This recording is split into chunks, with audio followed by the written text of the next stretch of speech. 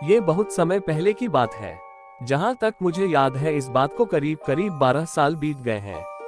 मेरे ताऊजी के साथ यह घटना उस समय घटित हुई थी। ताऊजी ने जब हम सभी को ये बात बताई तो हम बहुत ज्यादा डर गए थे। हालांकि ताऊजी भूत प्रेत जैसे किस्सों पर विश्वास नहीं करते थे, लेकिन उस दिन उस रहस्यमयी सड़क की वजह से उनको इस चीज पर थोड़ा सा विश्वास हो गया था। इस दुनिया में अदृश्य शक्तियां होती है। हालांकि हम उनको देख नहीं सकते, लेकिन फिर भी यह हर पल हमारे आसपास मौजूद रहती है। इस प्रकार की शक्तियां या तो बुरी होती है या फिर अच्छी।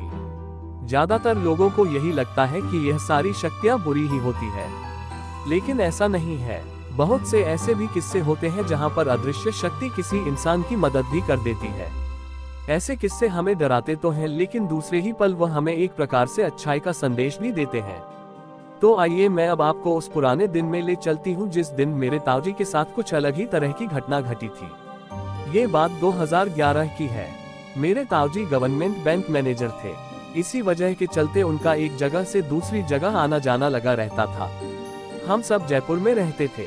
उस समय उनकी पोस्टिंग उदयपुर के एक बैंक में हो रखी थी।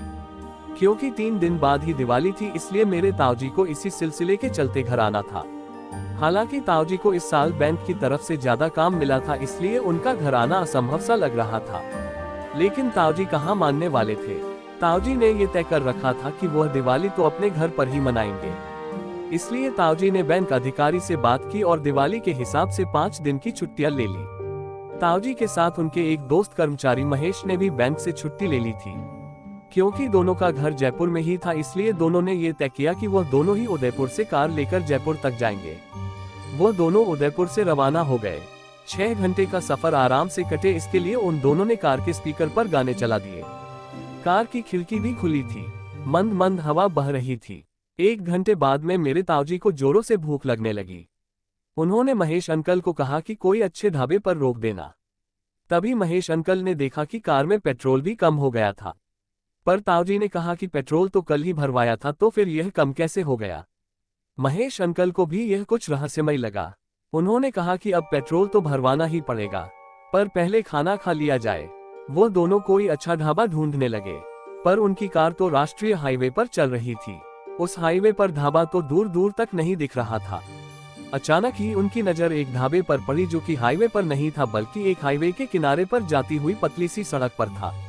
अब उन दोनों के पास कोई चारा ही नहीं बचा था। उन दोनों ने सोचा कि क्यों ना उसी ढाबे पर चला जाए। फिर वह दोनों उस ढाबे पर पहुंचे। उन्होंने देखा कि ढाबे के आसपास सुनसान थी। केवल कुत्तों के भौंकने की आवाज और पेड़ के पत्तों की सरसराहट के अलावा वहां और किसी की भी आवाज नहीं आ रही थी। ढाबे पर उन्होंने देखा कि केवल 2 आदमी ही मौजूद थे। एक आदमी युवा था तो दूसरा आदमी अधेड़ था। दोनों ही आदमी महेश अंकल और ताऊजी को देखकर मुस्कुरा रहे थे। क्योंकि ताऊजी को जोरों से भूख लगी थी, इसलिए उन्होंने उस युवा आदमी को खाना बनाने का ऑर्डर दिया। उस आदमी ने खाना बनाया और जल्दी से उसे लाकर टेबल पर रख दिया। फिर ताऊजी और महेश अंकल ने खाने का आनंद उठाना शुरू कर दिया। ताऊजी ने उस लड़के से पूछा कि वह कहाँ रहता है। उसने कहा कि वह यही पास में ही अपने पापा के साथ रहता है। उसने उस बुजुर्ग व्यक्ति के सामने इशारा करते हुए बताया कि वह उसका पिता है। उस बुजुर्ग व्यक्ति ने ताऊजी को कहा कि बेटा, अभी बहुत ज्यादा रात हो गई है, इसलिए ऐसा करना कि तुम दोनों सुबह ही चले जाना। अभी रात को तुम दोनों का राष्ट्रीय मार्ग से निकलना सही नहीं रहेगा। उस व्यक्ति ने इतनी गंभीरता से यह बात कही कि ताऊजी और महेश अंकल ने उनकी बात मान ली। लेकिन अब बात यह थी कि अब रात को रुका कहाँ जाए। उस बुजुर्ग व्यक्ति ने अपने बेटे से कहा कि वह हम दोनों को एक कमरा दे दे। उन दोनों को सोने के लिए एक कमरा दे दिया गया। वह कमरा उन ढाबा चलाने वाले बाप और बेटे का था। अगले दिन ताऊजी और महेश अंकल सोकर उठे। उन्होंने घड़ी की ओर नजर घुमाई तो देखा कि घड़ी में सुबह के 6 बजे थे। उन दोनों ने अपनी नजरें उन बाप और बेटे को ढूंढने के लिए चारों ओर घुमाई, लेकिन वह दोनों कहीं भी नजर नहीं आए। महेश अंकल ने कार की ओर रुख किया और कार का पेट्रोल खंगाला, लेकिन ये क्या, उन्होंने देखा कि कार का पेट्रोल तो पूरा था। महेश अंकल अब थोड़ा सा घबरा गए थे।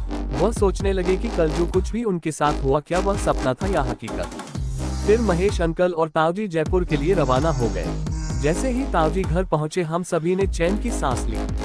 ताऊजी ने जब सभी से पूछा कि हम सभी क्यों घबराए हुए हैं, तो हमने उनको आज का अखबार दिखाया। उसमें खबर छपी थी, कल रात को कुछ चोरों ने जयपुर नेशनल हाईवे पर एक कार में जा रहे 2 नौजवानों को न केवल लूटा बल्कि उन दोनों का अपहरण करके वह उन नौजवानों को कहां ले गए ये किसी को नहीं पता। अब ताऊजी सोच में पड़ गए कि जिस बाप और बेटे ने उन दोनों को आधी रात को राष्ट्रीय मार्ग से नहीं निकलने की चेतावनी दी थी वह आखिर कौन थे। क्या ढाबे की ओर जाने वाली सड़क रहस्यमयी थी।